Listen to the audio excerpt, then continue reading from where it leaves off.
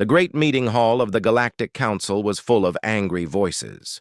Aliens from many different worlds sat around a huge circular table. Their faces showed worry and fear. Some had blue skin. Others looked like walking crystals.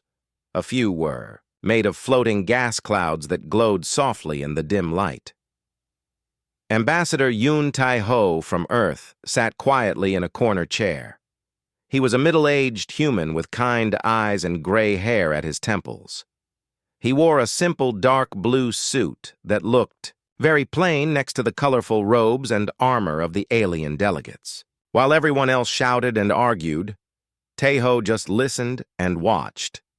The problem was big, very big. For 300 years, 5 powerful warlords had been fighting in the Nexus sector. This was a large area of space with many planets and star systems. The warlords controlled huge fleets of warships. Each fleet could destroy entire planets if they wanted to. The blue-skinned Valonian delegate named Kesra stood up. His 4 arms waved in the air as he spoke. The situation gets worse every day. Trade ships cannot travel safely through the sector. Families are leaving their homes on colony worlds. Some species have abandoned the area completely. A crystalline, being called Veltar, nodded his geometric head. He was the Council Prime, which meant he was the leader of this meeting. We have tried everything. We sent diplomats. The warlords killed them. We sent military forces. The warlords destroyed them. We tried economic pressure. The warlords just became more angry. The gas cloud alien made a sound like wind through leaves. This was how her people talked. A translation device turned her words into sounds everyone could understand. My people tried to negotiate peace between 2 of the warlords last year. Both fleets attacked our ships. We lost 300 lives. Tai-ho felt sad hearing this. 300 lives lost just for trying to make peace. On Earth, his grandmother always said that any problem could be solved if people sat down and shared a meal together. But these warlords seemed different. They only knew how to fight. Council Prime Veltar's 4 eyes looked tired. He had been trying to solve this problem for many years. The 5 warlords control the most important trade routes in this part of the galaxy. Warlord Krex commands the Gorillian battle fleets. Warlord Vex Anna leads the Serpentine Collective. Warlord Thok rules the Crystal Armadas. Warlord Ziktar controls the insectoid swarms. And Warlord Nex commands the energy beings of the Void Fleet. Another delegate spoke up. This one looked like a tall bird with silver feathers.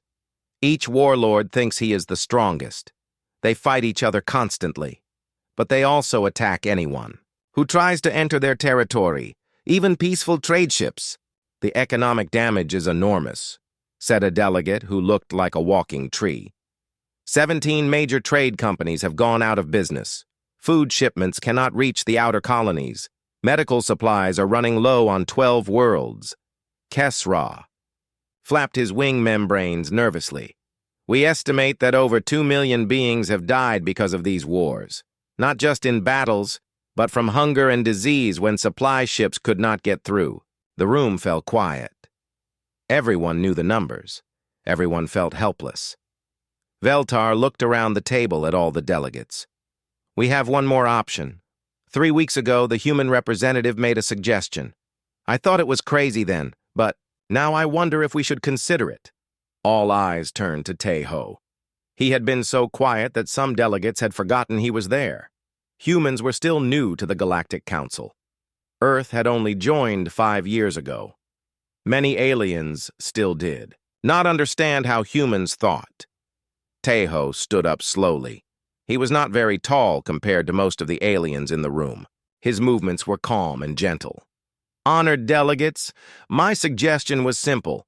Send one person to talk with all 5 warlords, someone who is not threatening, someone who does not represent any military power. The bird-like delegate made a harsh sound. That is suicide. These warlords have destroyed entire diplomatic missions. They killed a team of 20 Andromedan peace negotiators last month. What makes you think one person could do what armies cannot do? Because armies try to fight them, Tejo said. Diplomats try to tell them what to do. I want to try something different. What could possibly be different enough to work? Asked the tree-like being. Tejo smiled. It was a warm, friendly expression that made his eyes crinkle at the corners. Many aliens found human smiles strange or even frightening, but Tejo's smile seemed to make the angry atmosphere in the room feel a little lighter. I want to ask them about their food, he said. The room became completely silent. Several delegates looked confused. The gas cloud alien made a sound like wind dying down. Kesra's wing membranes stopped flapping. Food? You want to discuss food with warlords who destroy planets? Every culture has food traditions, Tejo explained. Every species eats something. Food brings people together. It makes them remember home and family. When you share a meal with someone, it is hard to think of them as an enemy. The crystalline Prime Veltar leaned forward. His geometric face did not show emotions the way human faces did, but his voice sounded interested. Human Tejo, are you saying you want to have dinner with these warlords? That's exactly what I'm saying, Tejo replied. I want to bring them food from my world. I want to ask them about food from their worlds. I want to cook with them if they will let me. Several delegates started talking at once. Their voices rose in excitement and disbelief. This is madness. The human has lost his mind. Food cannot stop 3 centuries of war. But Veltar raised one crystalline hand for silence. Human Tejo, explain your reasoning. Tejo looked around the room at all the worried faces. On my world, we have a saying. The way to a person's heart is through their stomach. This means that sharing food creates friendship. When people cook together and eat together, they start to see each other as friends instead of enemies. But these are not ordinary people, protested the bird-like delegate. These are warlords. They live for battle and conquest. Even warlords have to eat, Tejo said, and I bet they miss the foods of their homeworlds. When you spend years on warships in space, you probably get tired of military rations. You probably want something that reminds you of home. The room was quiet again. Many of the delegates were thinking about Tejo's words. They remembered their own homeworlds and the special foods that made them feel happy and safe. Veltar's 4 eyes focused on the human. This approach has never been tried before. It seems too simple to work, but perhaps that is why it might succeed. Tejo nodded. I volunteer to go. Give me a small ship with no weapons. Give me 2 weeks. Let me try to reach all 5 warlords. They will kill you, said Kesra quietly. Maybe, Tejo admitted. But if I die, you are no worse off than you are now. And if I succeed, we might end 300 years of war. The gas cloud alien spoke through her translator. What food would you bring to beings you have never met? How do you know what they can eat? Tejo reached into his briefcase and pulled out a small data pad. I have been studying the biology and culture of all 5 warlord species. Gorillians are carnivores, but they can digest plant proteins. Serpentines eat both meat and vegetables. Crystal beings absorb minerals, but they also consume organic compounds for energy. Insectoids process almost anything through their complex digestive systems. Energy beings cannot eat physical food, but they appreciate the cultural meaning of shared meals. He looked around the room with confidence. I have recipes that can work for all of them. Foods that are spicy and flavorful. Foods that tell stories about culture and tradition. Prime Veltar stood up slowly. His crystalline body caught the light and threw rainbow patterns on the walls. Delegates of the Galactic Council, we face a choice.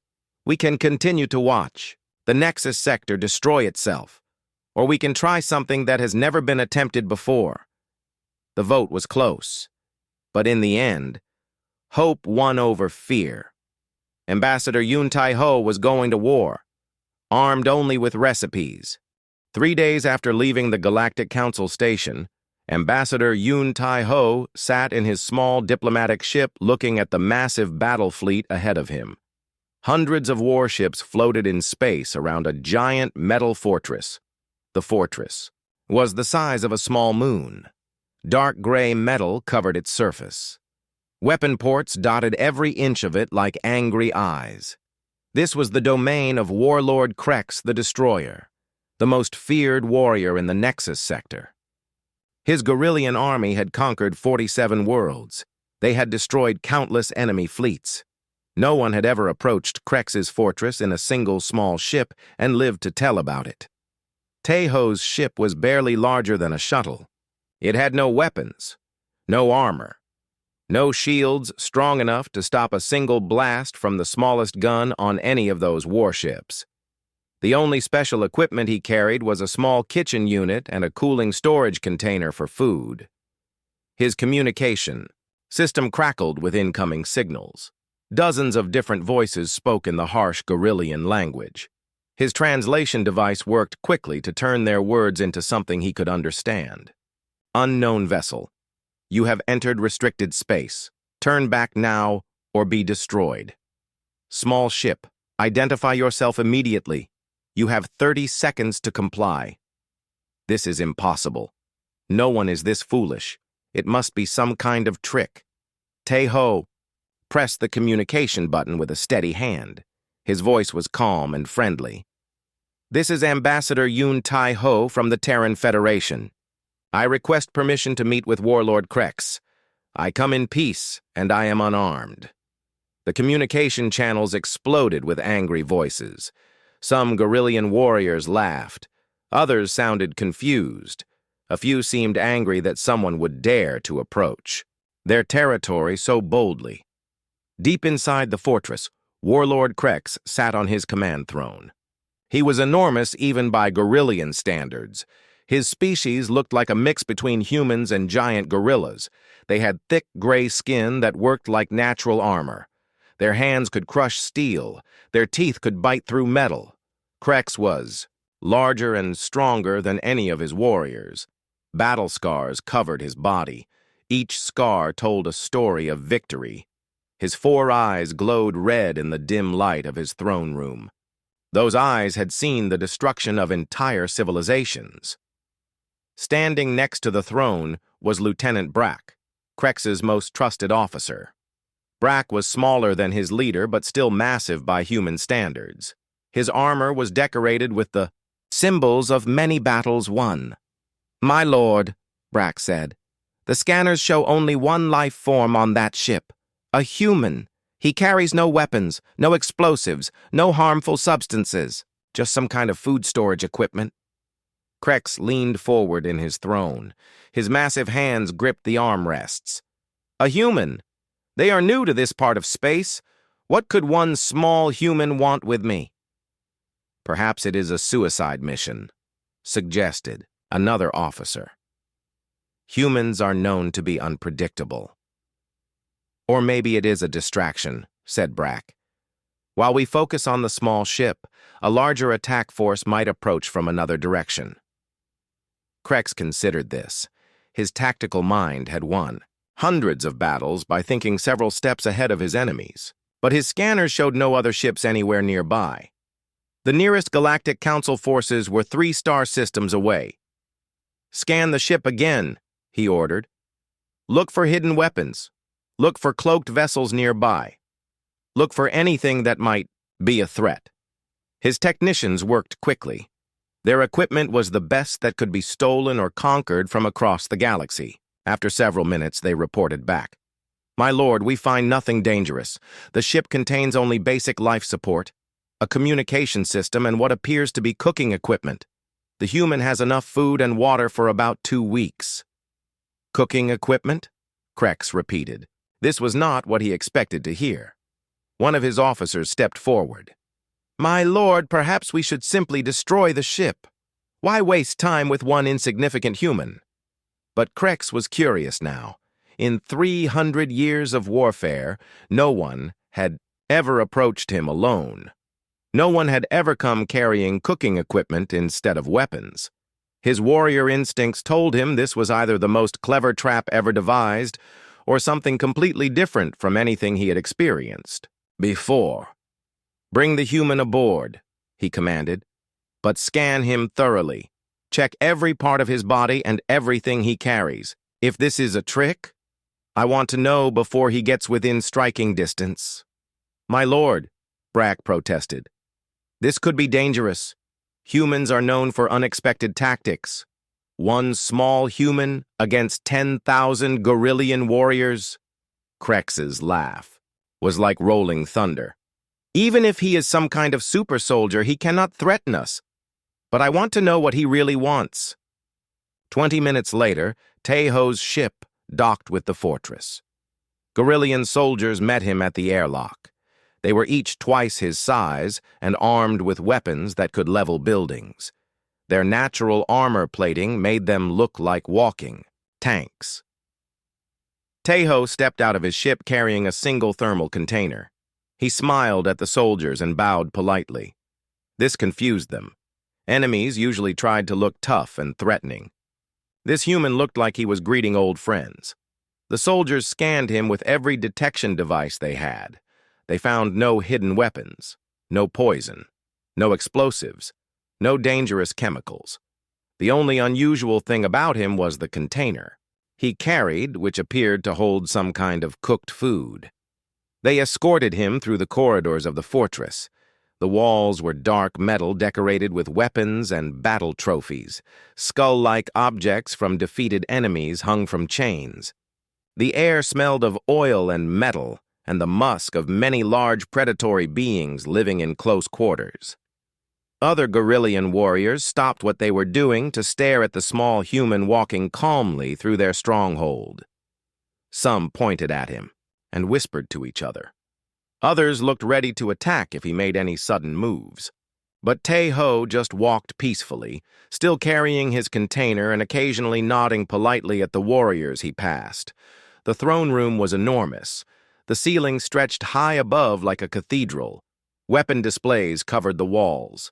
Banners from conquered worlds hung like grim decorations. At the center of it all sat Warlord Krex on his massive throne. Teho had seen pictures of Gorillians before, but meeting one in person was different. Krex was truly gigantic. His presence filled the room like a force of nature. His red eyes seemed to look right through Teho's soul. When he spoke, his voice shook the floor.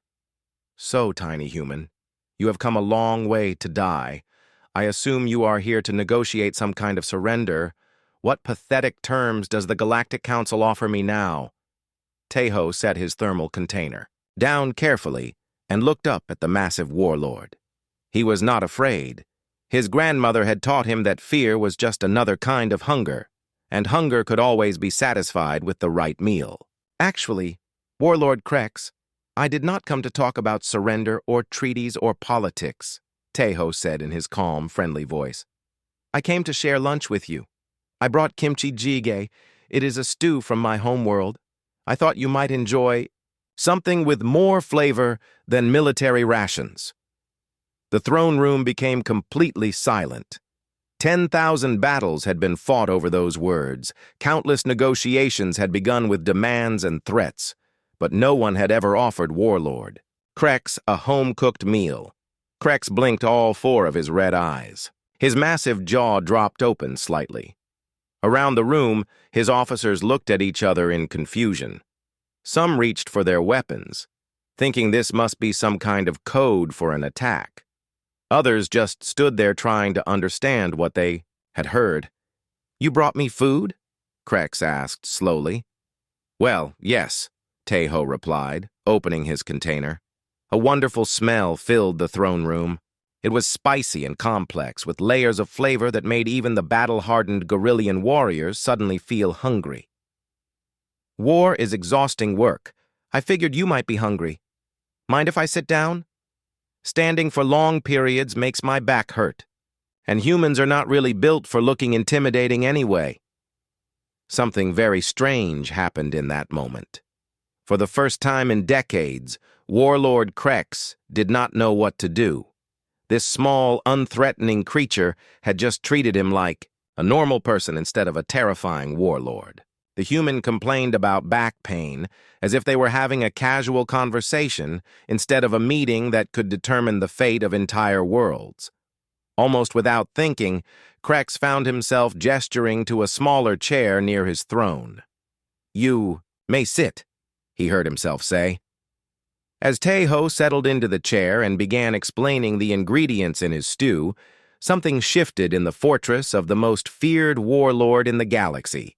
For the first time in 300 years, the sounds of war were replaced by the sounds of someone describing how to properly ferment vegetables. And despite everything his warrior training told him, Krex discovered that he was very interested in what the human had to say. 1 week had passed since Teho first shared a meal with Warlord Krex. Now he sat in his small ship reviewing his notes from visits to all 5 warlords. Each meeting had been different, but they all followed the same strange pattern. He brought food, asked questions about their cultures, and somehow ended up in long conversations that had nothing to do with war. His second visit had been to Warlord Vex Anna of the Serpentine Collective. Her ships were sleek and dark, shaped like giant snakes floating through space. The Serpentine people looked like humanoid cobras. They had scales instead of skin, and could move their heads in ways that made other species feel dizzy. Vex Anna ruled, from a ship that was alive. The Serpentines grew their vessels from special coral that could survive in space. The walls moved slightly with each breath the ship took. Organic lights pulsed along the corridors like veins carrying glowing blood. When Teho met Vex Anna, she had been coiled on a raised platform in her command chamber. Her scales were deep blue-green with patterns of silver. Her eyes were golden and could see heat as well as light. She was beautiful in a dangerous way that reminded Teho of the venomous snakes from Earth's rainforests. "Human," she had said in a voice like silk over steel, "you bring the scent of cooked meat to my ship. This is unusual. Most diplomats bring only words and fear." Teho had offered her bulgogi, thin slices of marinated beef cooked over high heat.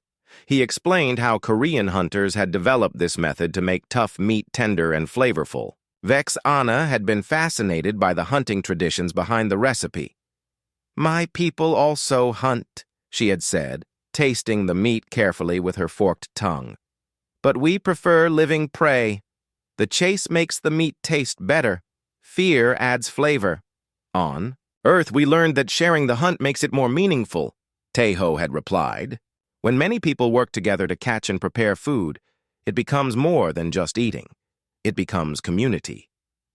That conversation had lasted for hours. Vex Anna wanted to know about human hunting rituals, about how families worked together to find and prepare food, about the ceremonies that turned meals into celebrations. She had never thought about food as anything more than fuel for her body and her warriors. His third visit took him to Warlord Thok of the Crystal Armadas. The crystal beings lived in ships that looked like giant gems floating in space. Everything about them was geometric and precise. Their bodies were made of living crystal that could change shape and color depending on their emotions. Thok himself was a masterpiece of living geometry. His crystalline form was perfectly symmetrical, with faceted surfaces that split light into rainbow patterns. When he moved, he sounded like wind chimes made of the finest materials in the universe. Tai-Ho had brought bibimbap, a Korean dish with many different vegetables arranged in a bowl with rice and meat. Each ingredient was prepared separately, then combined to create harmony of flavors and colors. "This food has mathematical beauty," Thok had observed, his crystal voice ringing like musical notes. "Each component maintains its individual properties while contributing to the greater whole. It reminds me of crystal formation patterns. My grandmother always said that the best meals are like symphonies," Teho had explained. "Every ingredient plays its own note, but together they make music." Thok had become excited by this idea. He talked about how his people had once sought harmony in all things before the wars began. They had built cities that were like giant musical instruments, where the wind would play different melodies depending on the weather and the season. "We have forgotten how to create harmony," Thok had admitted sadly. "Now we only know how to shatter things into smaller pieces." The fourth warlord was Ziktar, commander of the insectoid swarms. His species looked like giant praying mantises that could walk upright. They had compound eyes that could see in many different types of light. Their ships were hives built from a substance they secreted from their own bodies. Ziktar had initially refused to meet with Tai-Ho. Insectoids were suspicious of other species and rarely trusted outsiders. But when Tai-Ho explained that he wanted to share knowledge about fermentation, Ziktar became curious. The insectoid leader met Tai-Ho in a chamber that hummed with the sound of thousands of workers going about their tasks. The walls were covered in hexagonal cells like a honeycomb.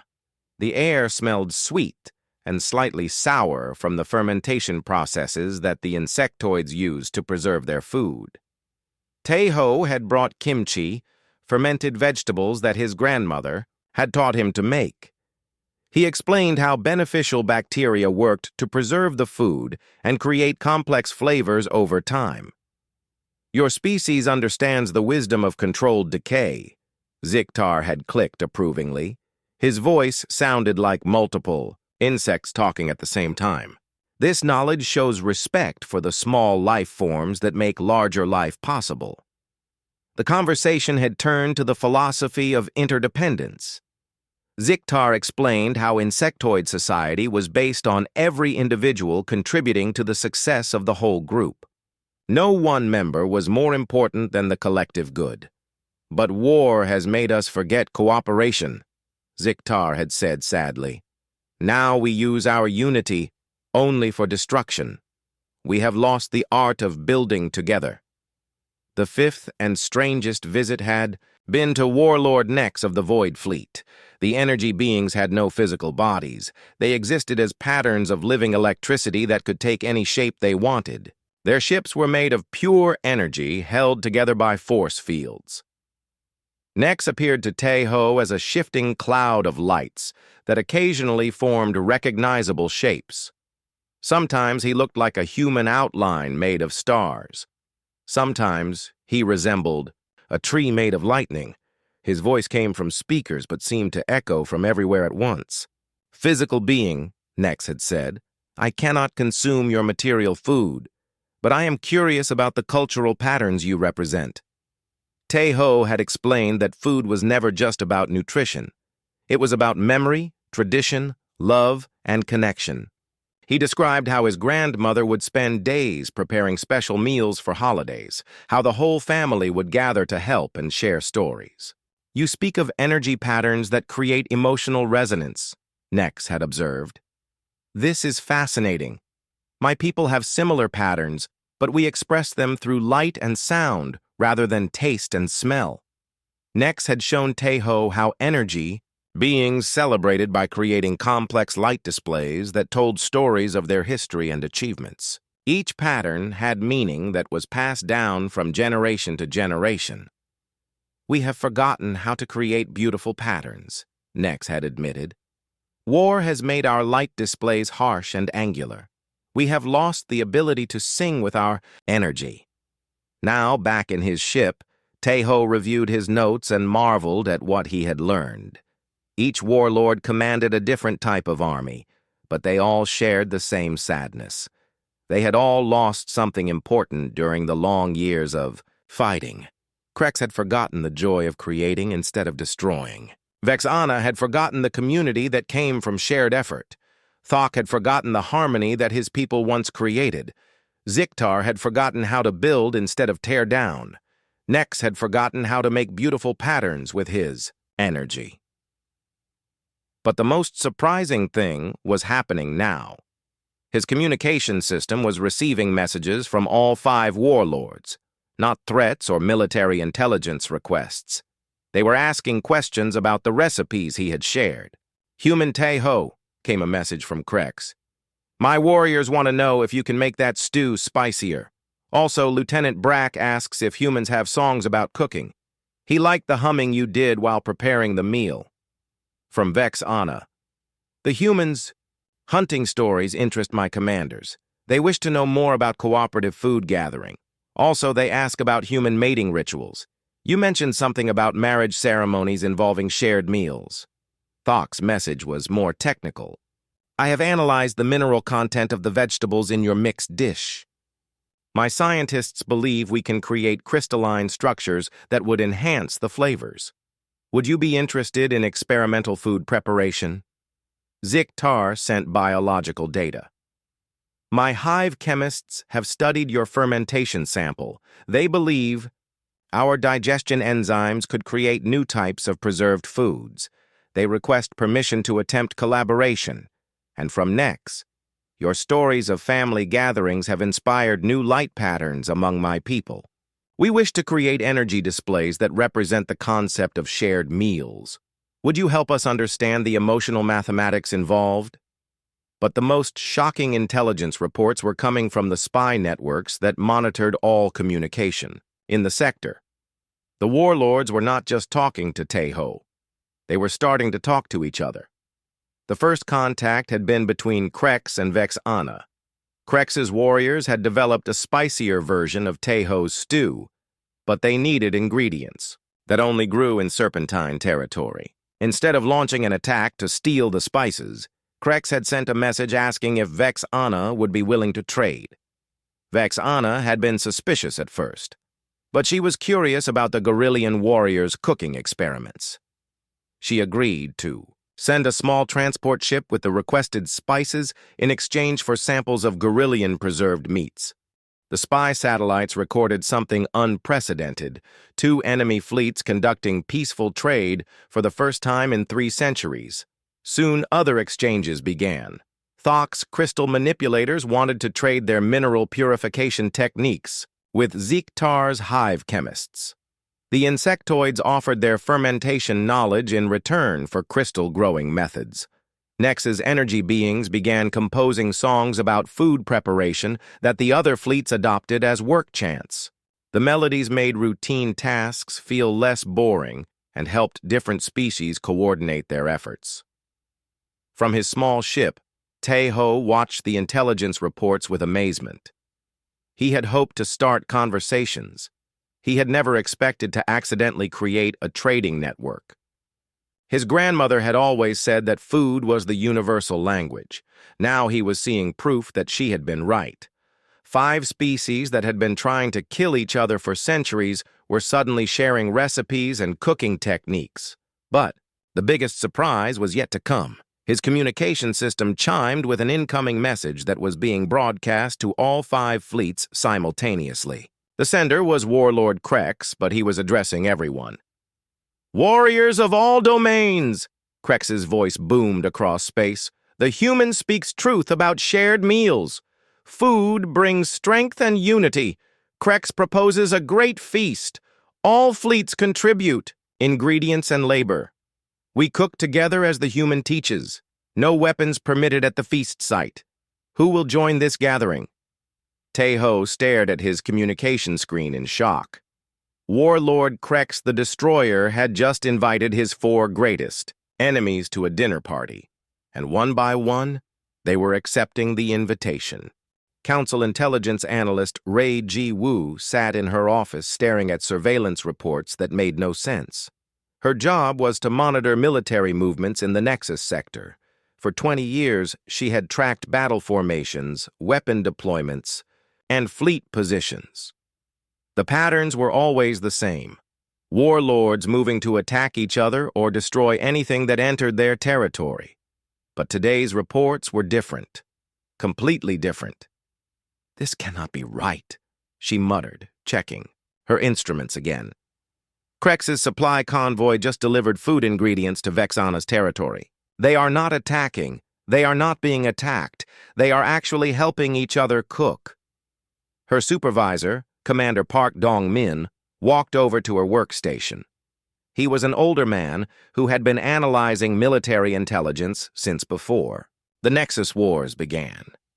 Nothing surprised him anymore. At least, nothing had surprised him until today. "Show me the latest readings," he said. Ray called up the data on her main screen. Red dots showed the positions of all 5 Warlord fleets. Under normal circumstances, those dots would be moving toward each other in attack formations. Today they were doing something unprecedented. "Look at this," Ray pointed to her screen. "Thok's Crystal Armada sent 3 ships to the neutral zone between territories, but they are not armed for battle. Sensor readings show they are carrying mineral processing equipment." "Processing equipment?" Commander Park frowned. "For what?" "According to intercepted communications, they want to purify water for cooking. They are setting up a mobile kitchen facility." Commander Park sat down heavily in a nearby chair. A mobile kitchen facility, in a war zone, between enemy fleets. "It gets stranger," Ray continued. "Ziktar's insectoid swarms are building temporary structures in the same area. Not weapons platforms or defensive positions. They appear to be constructing large-scale food preparation areas." The commander rubbed his temples. Food preparation areas, built by insects who usually dissolve their enemies with acid. And Nexus energy beings are providing power for all the cooking equipment. They are working together to create the largest kitchen facility ever seen in this sector. They both stared at the data in silence. Everything they understood about the Nexus Wars was being turned upside down by recipes and cooking lessons. "What started this?" Commander Park asked. "The human ambassador," Ray replied. "Teho's food diplomacy appears to have triggered something. We never expected. The Warlords are not just trading recipes anymore. They are planning to cook together." On her secondary screen, Ray displayed intercepted communications between the Warlord fleets. The messages that used to contain battle plans and threats now discussed cooking techniques and ingredient preparations, from Warlord Vex Anna to her fleet commanders. "The Gorillian meat preservation methods are superior to our current techniques. Send specialists to learn their smoking processes. Also, their warriors have requested instruction in our spice blending traditions. Approve cultural exchange." From Warlord Thok to his crystal engineers, the insectoid fermentation chambers produce fascinating biochemical reactions. Study their methods. Determine if our mineral manipulation abilities can enhance their preservation techniques. From Warlord Ziktar to his hive coordinators, the energy being light patterns create optimal conditions for food preparation. Their power frequencies match our metabolic rhythms. Propose cooperative cooking protocols. Even more strange were the personal messages between individual warriors from different fleets. Gorillian soldiers were asking serpentine hunters about stalking techniques. Crystal manipulators were sharing geometric cooking formulas with insectoid chemists. Energy beings were teaching other species how to use controlled electrical fields for precision temperature cooking. "Commander," Ray said quietly, "I think we are witnessing the end of the Nexus Wars." "Because of soup?" "Because of community," she corrected. The human ambassador did not just share food. He reminded them what they had lost during centuries of fighting. They remembered how to create instead of destroy, how to share instead of steal, how to build instead of break. Commander Park looked at the intelligence reports again. 5 fleets that had been trying to annihilate each other were now sending joint supply missions to gather ingredients for a massive communal feast. "Where are they planning to hold this gathering?" he asked. "Nexus Station," Ray replied. "It has been neutral territory for over a century, large enough to accommodate representatives from all 5 fleets, and it has the industrial facilities they need for large-scale food preparation." Nexus Station was a massive space structure that served as a meeting point for different species throughout the galaxy. It had restaurants, conference facilities, and cultural exchange centers, but it had been mostly abandoned since the wars began. No one wanted to travel through the dangerous Nexus sector just to visit a space station. Now it was about to become the site of the most important dinner party in galactic history. The preparations took 3 days. Intelligence satellites recorded the most unusual military movements ever seen. Instead of weapons and soldiers, the Warlord fleets transported cooking equipment and food supplies. Battle-hardened warriors who had spent their lives learning to kill were now learning to prepare elaborate meals. Tejo received constant updates about the preparations. Each warlord wanted his advice about menu planning and cooking techniques. They asked about proper seasoning for different species. They wanted to know about food presentation and cultural dining customs. Human Tejo, came a message from Lieutenant Brack. Warlord Krex requests guidance about cooking for crystal beings. Our understanding of mineral nutrition is limited. Also, the energy beings cannot eat physical food. How do we include them in the feast? Warlord Vex Anna seeks advice about temperature control, reported another message. Serpentine metabolism requires different heat levels than other species. How do we cook for everyone at the same time? The hive coordinators need information about portion sizes, clicked Ziktar's communication. Insectoid dietary requirements differ significantly from humanoid needs. We do not wish to accidentally poison our guests. Tejo found himself working as a consultant for the largest diplomatic dinner in galactic history. He sent detailed cooking instructions to all 5 fleets. He explained how to modify recipes for different biological needs. He taught them about presentation techniques that would work for species with different types of vision. Most importantly, he explained the cultural significance of shared meals. Eating together is not just about nutrition, he told them in a broadcast message. It is about trust. When you share food with someone, you are saying that you consider them family. You are promising not to harm them. You are showing that their well-being matters to you. But what if the food tastes bad? Asked a worried Gorillian chef. What if we accidentally insult someone? The taste does not matter as much as the effort, Tejo assured him. When someone cooks for you, they are giving you their time and attention. That gift is more important than perfect flavoring, and if something goes wrong, you laugh about it together and try again. As the day of the Great Feast approached, something remarkable happened throughout the Nexus sector. Civilian ships began entering the area for the first time in decades. Traders who had been afraid to travel through the war zone heard about the peace gathering and decided to risk the journey. Word spread quickly through the galaxy's communication networks.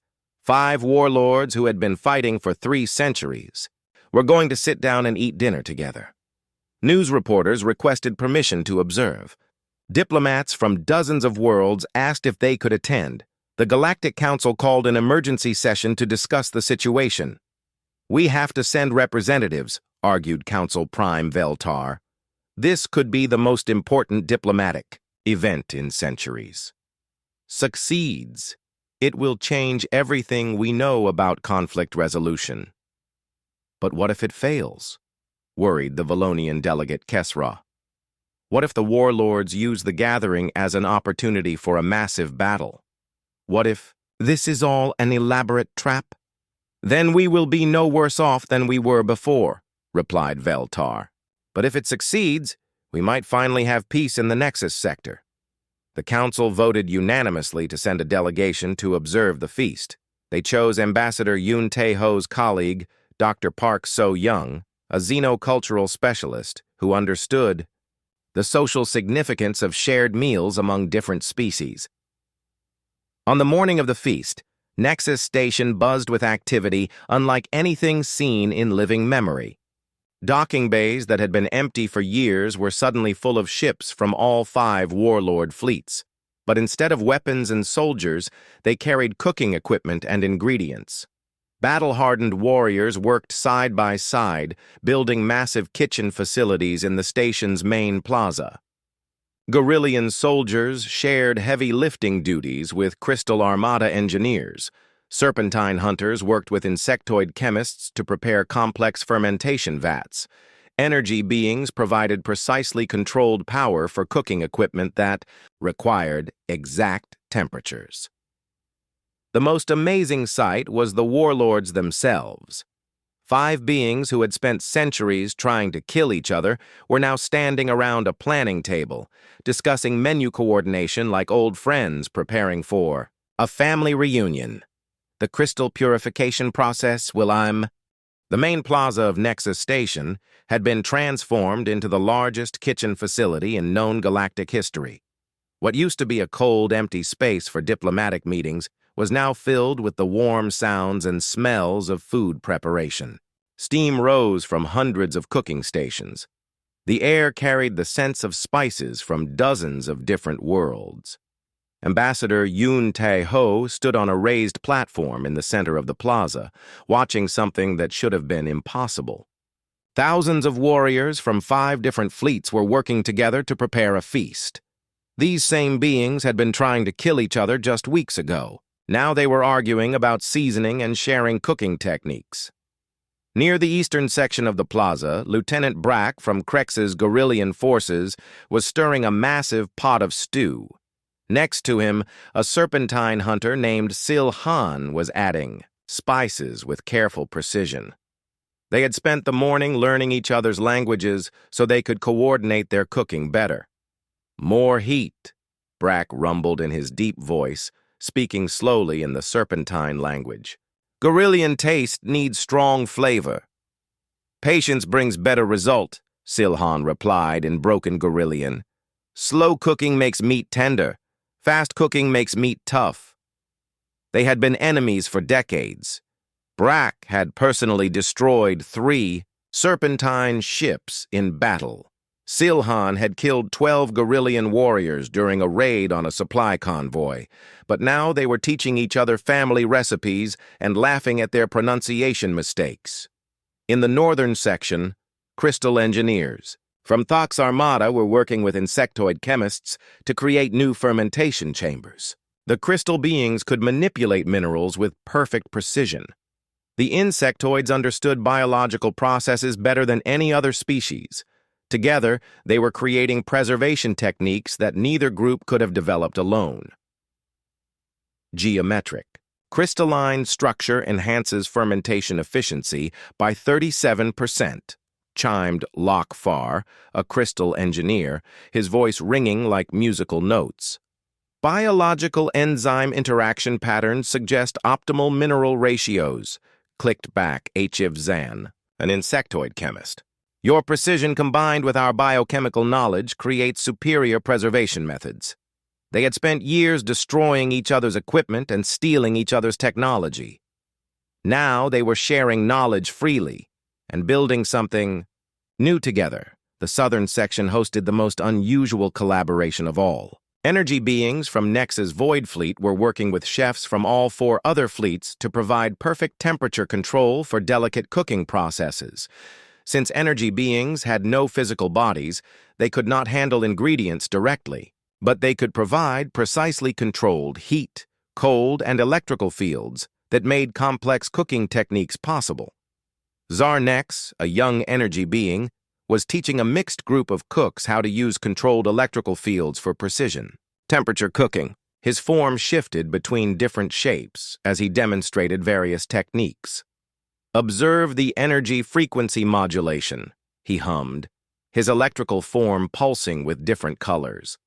This pattern maintains exactly 63.7 degrees temperature, perfect for enzyme activation in fermented preparations. A Gorillian chef named Rock Han watched carefully and tried to copy the technique with conventional heating equipment. "Energy being methods are too precise for our crude tools," he admitted. "Then we work together," Zarnex replied, forming a partnership that would have been unthinkable just days ago. "You provide ingredients and knowledge. I provide energy control. Together we create perfect cooking conditions." Dr. Park So-young, the Galactic Council observer, moved through the plaza taking notes and recording observations. As a xenocultural specialist, she understood the significance of what she was witnessing. This was not just cooking. This was the birth of a new kind of civilization. The cooperative behaviors emerging here are unprecedented, she spoke into her recording device. Species that have been enemies for centuries are developing new cultural patterns based on shared creative activity. The food preparation has become a form of collaborative art that transcends previous biological and cultural barriers. She paused to watch a group of young warriors from different fleets working together to prepare vegetable dishes. They had created their own mixed language, combining words from all 5 species to communicate about cooking techniques. They were laughing and joking as they worked, treating each other like siblings rather than enemies. Most significantly, Dr. Park continued, the participants appear to be genuinely enjoying themselves. Combat stress indicators have dropped to levels not seen in this sector for decades. Heart rates are stable. Hormone levels indicate relaxation and social bonding rather than fear and aggression. Near the center of the plaza, the 5 warlords were working together to plan the final preparations. They stood around a holographic display showing the layout of the feast area, discussing logistics like experienced event coordinators rather than military commanders. Warlord Krex pointed to different sections of the display with one massive finger. Seating arrangements must accommodate different physiological needs. Crystal beings require mineral-rich surfaces. Energy beings need electromagnetic isolation fields. Serpentines prefer elevated positions for better sensory awareness. Gorillian territorial instincts suggest circular seating arrangement, observed Warlord Vexana. No being sits higher than others. All positions are equal. This reduces dominance competition behaviors. Geometric analysis supports circular configuration, added Warlord Thok, his crystalline form shifting to project mathematical patterns into the hologram. Optimal acoustic properties for multi-species communication, efficient distribution patterns for food service. Hive social dynamics indicate need for clear movement paths, clicked Warlord Ziktar. Multiple access routes prevent crowding stress. Proper ventilation systems manage scent-marking conflicts between territorial species. Energy frequency harmonics require careful electromagnetic field management, hummed Warlord Nex. I will provide stable power grid with isolated zones for species with different electrical sensitivities. Ambassador Tae-ho listened to their planning discussions with amazement. These 5 beings were demonstrating more cooperative problem-solving skills than most diplomatic committees. They were considering the needs of every species involved and working together to create solutions that would work for everyone. But the most remarkable change was in their attitudes toward each other. The suspicion and hatred that had defined their relationships for centuries had been replaced by something approaching friendship. They still disagreed about details, but they disagreed like family members planning a celebration rather than enemies plotting each other's destruction. Human Tae-ho, Warlord Krex called out, we require your advice about ceremonial protocols. What customs should we follow for a meal that includes all our species? Tae-ho walked over to join their planning session. On Earth, we have many different dining customs for different occasions. But for a feast like this, the most important tradition is gratitude.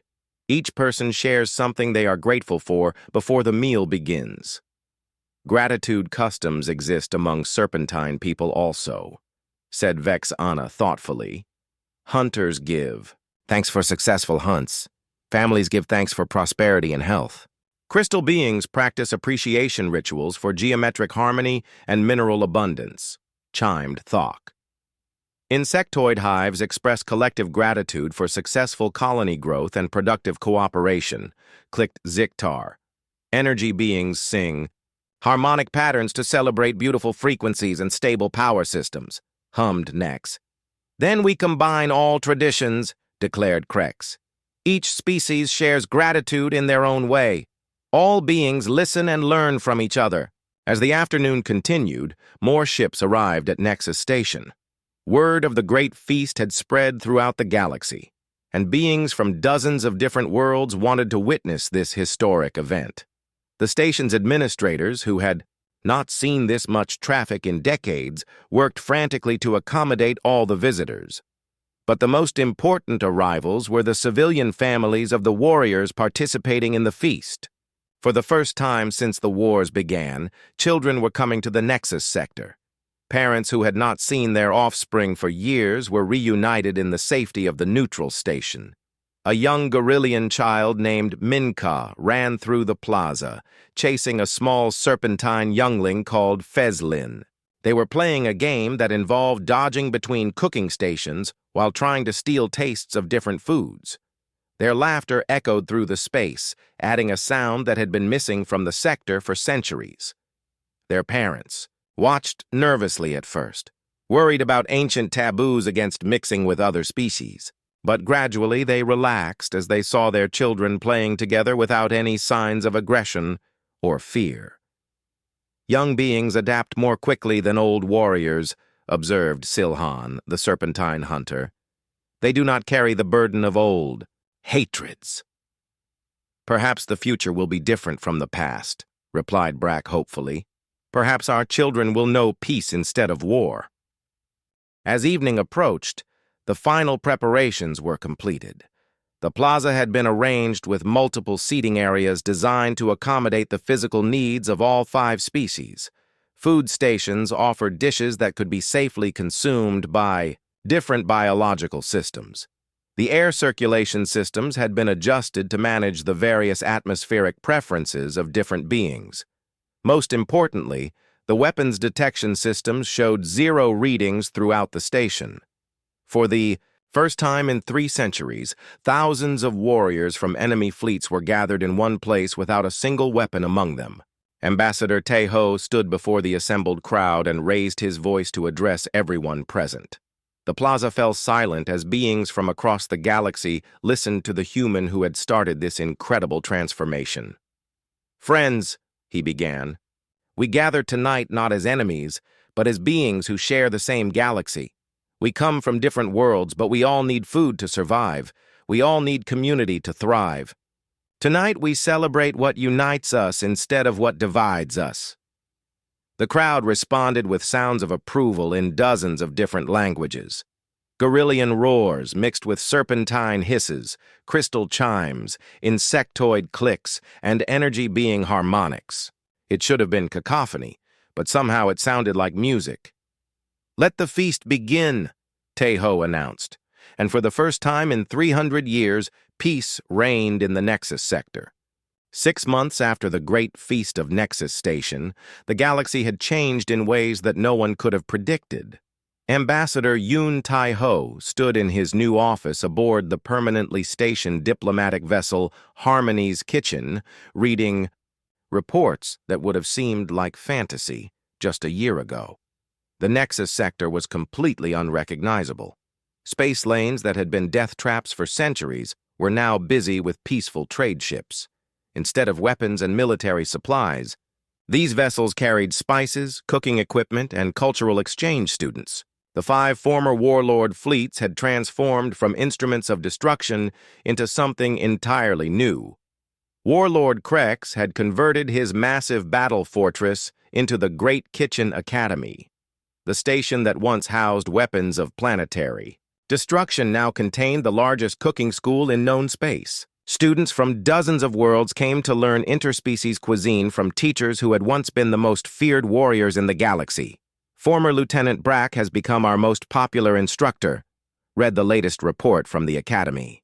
"His classes on warrior cooking, building strength through shared meals are booked solid for the next 3 years. Students especially enjoy his stories about learning serpentine spice techniques from former enemies." The old battle stations had been converted into kitchens, dining halls, and cultural exchange centers. Weapons manufacturing areas now produced cooking equipment and food preservation technology. The armories had become spice storage facilities and fermentation chambers. Warlord Vex Anna's Serpentine Collective had become the sector's primary spice trading network.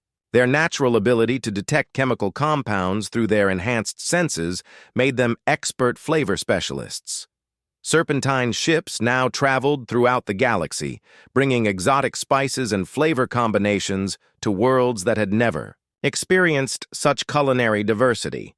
Trade volume has increased by 400%, reported the economic analysis. The serpentine spice routes now serve over 200 worlds.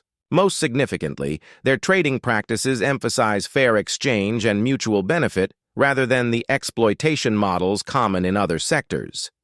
Vexana herself had developed a reputation as a master chef, specializing in fusion cuisine that combined elements from multiple species.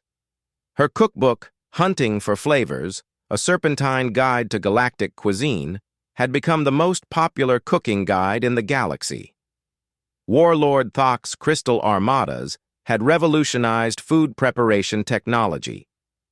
Their ability to manipulate minerals with perfect precision allowed them to create cooking equipment that was more advanced than anything previously imagined. Crystal-grown cooking vessels could maintain exact temperatures indefinitely. Mineral-enhanced. Preservation containers could keep food fresh for years without any artificial additives. The crystal beings have solved the primary logistics problem of interstellar food transport, noted the technology report.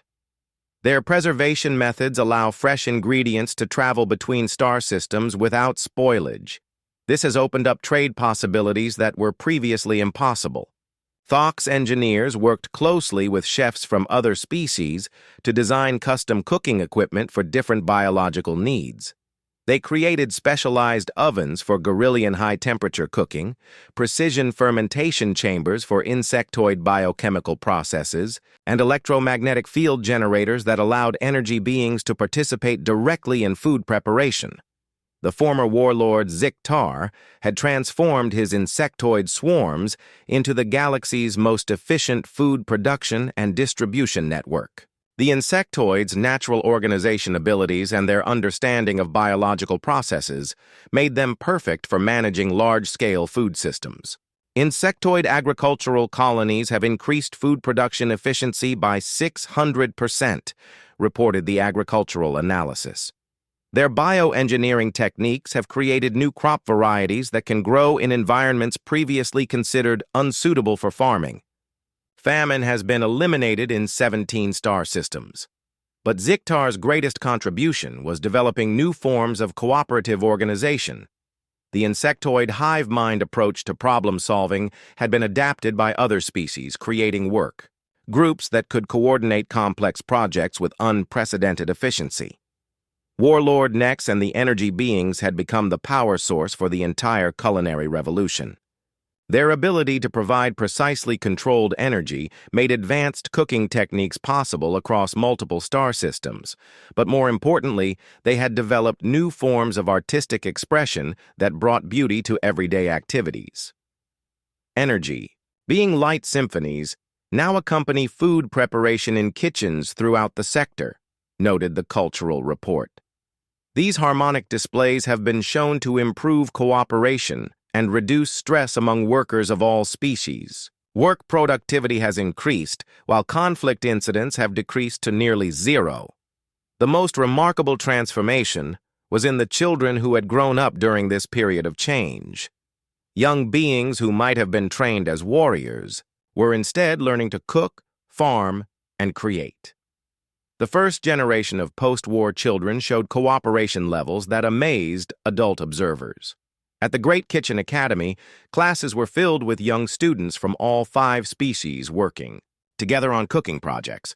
They had developed their own mixed language that combined elements from all their cultures. They played games that involved sharing food and creating new recipes together. The younger generation appears to be developing a completely new cultural identity, observed Dr. Park So-young in her latest research report. They identify as Nexus citizens, rather than members of individual species groups. Their primary loyalty is to the cooperative community rather than to traditional tribal or species-based hierarchies. The Galactic Council had been forced to completely restructure their diplomatic protocols. The success of food-based diplomacy in the Nexus sector had led to requests for similar approaches in other troubled regions. Ambassador Tejo found himself training a new generation of culinary diplomats who carried portable cooking equipment as standard diplomatic gear.